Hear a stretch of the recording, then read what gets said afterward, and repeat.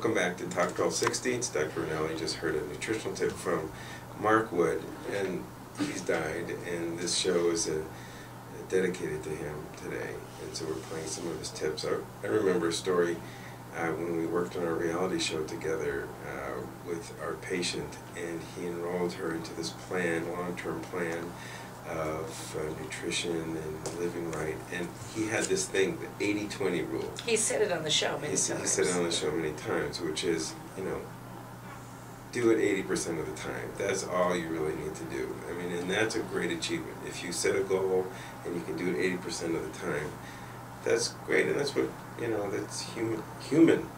Right, he was very realistic. I mean, he would say, he said it on this show many times, no one can do anything 100%. If you set yourself up to say, I'm going to do it all the way, you're going to fail.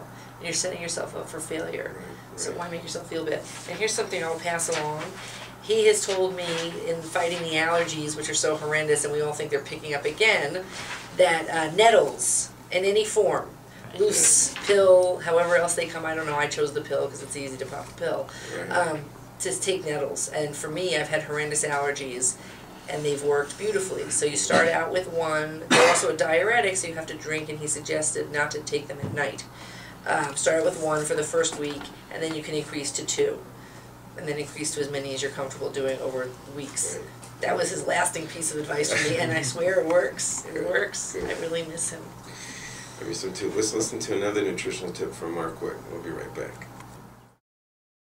Go ahead. Welcome back to Western Medicine, 1260 AM. And now for this week's nutritional tip with Mark Wood.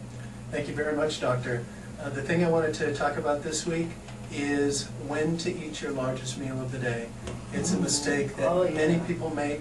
Our digestive systems are designed to work most effectively between 10 in the morning and 2 in the afternoon. That's the pitta time of day, that's the hot time of day, that's the digestive time of day. A little Ayurvedic stuff thrown in there. Of course. That's when the largest meal of the day should be eaten. People often make the mistake of having very little breakfast, eating a little bit to get by at lunch, getting home very hungry, and eating most of their food for the day at That's that how point. they take care of their anxieties. That's a big part Myself of it, actually. included. But it does have a lot to do with the fact that then you're going to bed at night still digesting. And your body does not want to be digesting while it's sleeping. It wants to be detoxifying. So it creates this cycle, makes you sleepy in the morning, you're not getting enough rest, you're not detoxifying well, you're not getting your nutrition. You can, if a client of mine that is trying to lose weight, and they say, I still get hungry at night, I say, you're not eating enough at lunch. What about that thought where you don't eat after 7 o'clock at night? Well, of course you want to have your latest meal of the day as early as possible. So that's absolutely true. If it can be 6, that's better than 7. If it can be 7, that's better than 8. You're killing me. I mean, I grew up in France where we ate dinner at 9 o'clock at night. I mean, what's going on there? Yeah, New York too. New Yorkers do that. Dinner used to be the lunch meal, Right. and supper was the late meal, and the word supper comes from supplemental. It's intended to be a little something extra before you go to bed. I love words. Okay, so no more smuggling up with Ben and Jerry's while I watch The Girls Next Door. Is that right? Once in a while, At 8 that's o'clock at okay. night. Okay. As a habit, that's a problem. Uh-oh. Okay. Well, listen, thank you very much, Mark. That was a fantastic tip.